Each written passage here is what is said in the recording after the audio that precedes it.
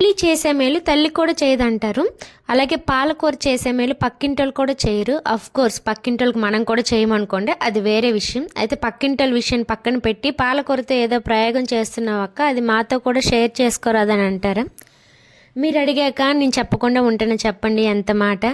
పాలకూరతో మరేం కాదండి, పాలకూరతో పలావ్ చేస్తున్నాను. డాక్టర్లు ఏమో పిల్లలకి ఆకుకూరలు పెట్టండి పెట్టండి అంటారు. ఈ పిల్లలేమో ఆకుకూరలు అనేసరికి ఆమడ దూరంలో ఉంటారు, ఆకుకూరలు అంటే అస్సలు తినరు. సో అందుకని మనమైన ప్రతి పండగకి ఒకే రకమైన చీర కట్టుకోమన్నా కట్టుకుంటామా చెప్పండి? అలాంటిది పిల్లలకి ప్రతిసారి ఒకే ఐటెం చేసి పెడితే వాళ్ళని ఎందుకు తింటారు? ఒకసారి బిర్యానీ, ఒకసారి కర్రీ, ఒకసారి ఆమ్లెట్, ఒకసారి పకోడీ అలా చేసి పెడితే కదండి వాళ్ళు తినేది. సో ఒకసారి మీరు కూడా ఇక్కడ నేను చూపిస్తున్న విధంగా ఒకసారి పాలకూరతో పలావ్ చేయండి, టేస్ట్ అయితే సూపర్ ఉంటుంది.